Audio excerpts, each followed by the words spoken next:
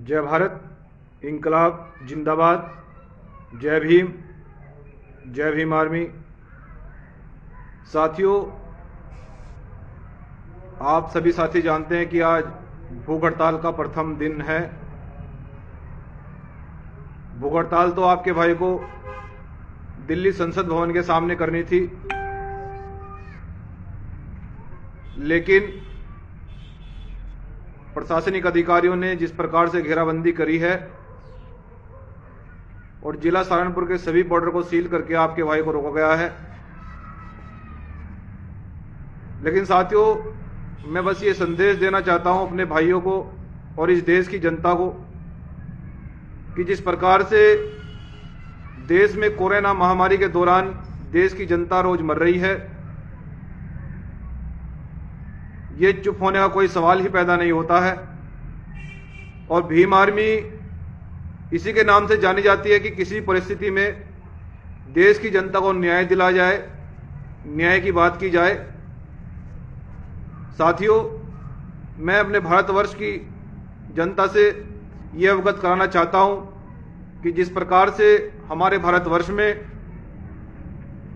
लोग अस्पतालों के बाहर दम तोड़ रहे हैं और डेड बॉडी, उनका अंतिम संस्कार भी नहीं किया जा रहा है, बल्कि उनकी डेड बॉडी तालाबों से, नदी से बरामद की जा रही है। देश की इतनी भयानक स्थिति हो गई है और उसका कारण सरकार व्यवस्था नहीं कर पा रही है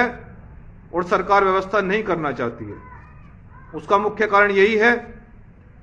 जिस प्रकार से और जिस कारण से आपके भाई को भूख हड़ताल पर बैठने के लिए मजबूर होना पड़ा। हमारा मकसद हंगामा खड़ा करना नहीं, हमारा मकसद केवल यह है कि किसी भी हाल में ये सूरत बदलनी चाहिए। वर्तमान स्थिति जो भारत देश की है, जिस प्रकार से देश की जनता रोज मर रही है, हम ये चाहते हैं कि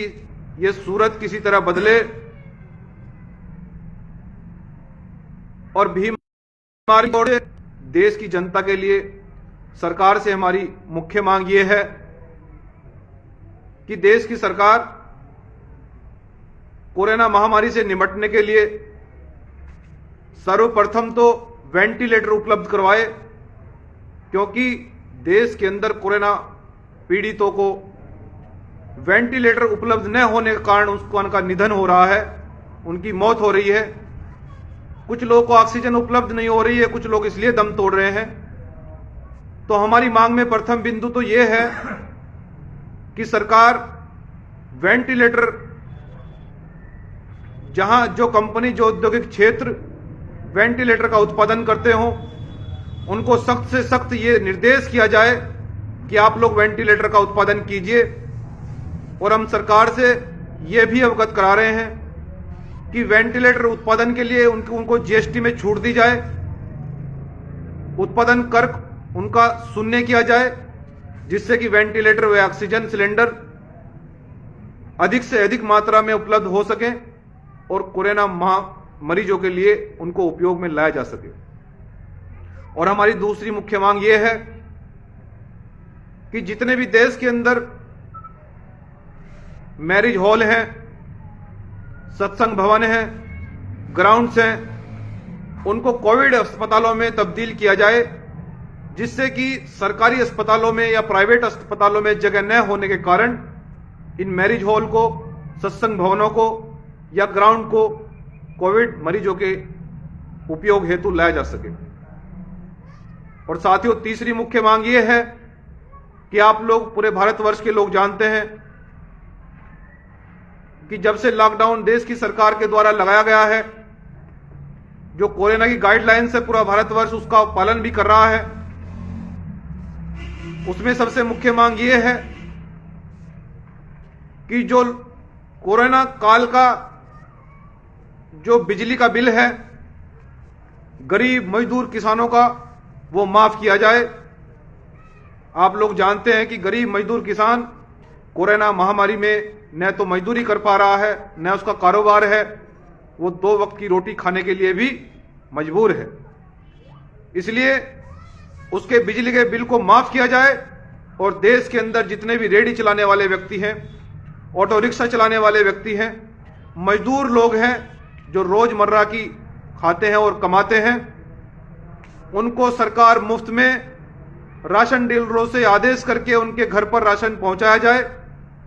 जिससे कि रोज वो अपना पालन पोषण और अपने बच्चों का पालन पोषण कर सके। सम्मानित साथियों, ये हमारी मुख्य मांग है और मैं बता देना चाहता हूं और ये अवगत भी करा रहा हूं देश की सरकार को कि जब तक देश की सरकार इस पर कोई ठोस कदम नहीं उठाएगी या सरकार के मुख्य लोग या देश और प्रदेश के मुख्य लोग वार्ता करके ठोस आश्वासन नहीं देंगे तो हमारी भूख हड़ताल जारी रहेगी। और हम सरकार को यह भी चेताना चाहते हैं कि यदि सरकार ने हमारी बात को जल्द ही नहीं सुना तो हो सकता है कि जिले और प्रदेशों में और भी भूख हड़ताल शुरू हो जाए और ये आंदोलन उग्र रूप ले ले। तो इसलिए मैं सरकार से अवगत करा रहा हूं, एक भीम आर्मी का जिम्मेदार सिपाही होने के उद्देश्य से, कि सरकार सख्त आदेश करे अस्पतालों के डॉक्टर्स को भी, सभी अधिकारियों को, कि जितने भी देश के अंदर कोरोना पीड़ित हैं, मरीज हैं, उनको मुफ्त में दवाई दी जाए, उनको ऑक्सीजन उपलब्ध कराई जाए, उनको वेंटिलेटर उपलब्ध कराए जाए, जिससे कि देश में महामारी से बंदोबस्त किया जा सके, इस महामारी से बचा जा सके, इस देश की जनता को बचाया जा सके और मजबूत राष्ट्र का निर्माण किया जा सके। सम्मानित साथियों, तो आज भूख हड़ताल का पहला दिन था। आपका भाई अपने ही आवास पर भूख हड़ताल के लिए बैठ चुका है और मेरी भूख हड़ताल ये सरकार तय करेगी कि कितना लंबा वो भूख हड़ताल को चलाना चाहती है और कितनी जल्दी वो मेरी भूख हड़ताल को समाप्त कराना चाहती है। जब तक देश की जनता को निजात नहीं मिलेगा, देश की जनता के लिए कोई ठोस कदम नहीं उठाए जाएंगे, तो हमारी भूख हड़ताल जारी रहेगी। साथियों, जैसे भी अपडेट होगी आपको अवगत कराते रहेंगे। आज भूख हड़ताल का पहला दिन था। आप सभी भाइयों से, इस देश की जनता से कल सुबह 10 बजे रूबरू होंगे। जय भीम, जय भारत, इंकलाब जिंदाबाद, जय भीम आर्मी।